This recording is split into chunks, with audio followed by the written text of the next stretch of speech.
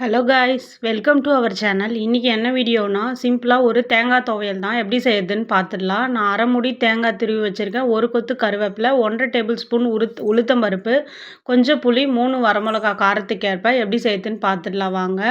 Stove on பண்ணி ஒரு கடாய் வச்சுக்கோங்க. கடாயில் 1 டேபிள் ஸ்பூன் எண்ணெய் ஊற்றிக்கோங்க. எண்ணெய் வந்து நல்லெண்ணெயாக இருந்தால் இன்னும் பெட்டராக இருக்கும். அதுக்கப்புறம் நம்ம எடுத்து வச்ச உளுத்தம் பருப்பை நல்லா வறுத்துக்கோங்க. உளுத்தம் பருப்பு வந்து கொஞ்சம் செவக்கிற அளவு வறுக்கட்டும். இந்த மாதிரி வந்ததுக்கப்புறம் நம்ம காஞ்ச மிளகா, புளி கொஞ்சம் ஆட் பண்ணிக்கலாம். ஒரு சிட்டிகை பெருங்காயம் தூள், அவ்வளோதான். இந்த அளவு நல்ல நிறம் வந்ததுக்கப்புறம் நம்ம தேங்காயும் ஒரு கொத்து கருவேப்பிலையும் சேர்த்துக்கலாம். போட்டுட்டு நல்லா தேங்காய் சூடேறுற அளவுக்கு மட்டும் வறுத்துக்கோங்க. கொஞ்சமாக உப்பு சேர்த்துக்கலாம்.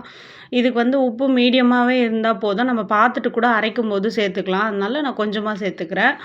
அவ்வளோதான். இதை வதக்கிட்டு நல்லா அடுப்பை ஆஃப் பண்ணிவிடுங்க. கொஞ்சம் லைட்டாக ஆறட்டும்னு சொல்லிவிட்டு நம்ம இதை வந்து மிக்சர் ஜாரில் அரைச்சி எடுத்துக்கலாம். எல்லாம் ஃபைன் பேஸ்ட்டாக இல்லாமல் கொஞ்சம் கொரன்னு தான் அரைக்க போகிறோம்.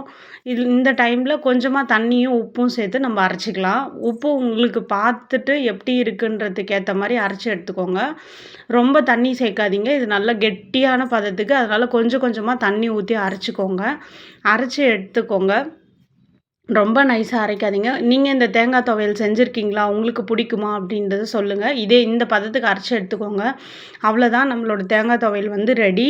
நம்ம சேனல் பிடிச்சிருந்துச்சி அப்படின்னா லைக் பண்ணி சப்ஸ்கிரைப் பண்ணிக்கோங்க. இது வந்து தோசைக்கு நல்லாயிருக்கும். சூடான சாதத்தில் 1 ஸ்பூன் நல்லெண்ணெய் விட்டு தேங்காய் துவையல் வச்சு சாப்பிட்டா நல்லாயிருக்கும். பழையதுக்கும் நல்லாயிருக்கும்.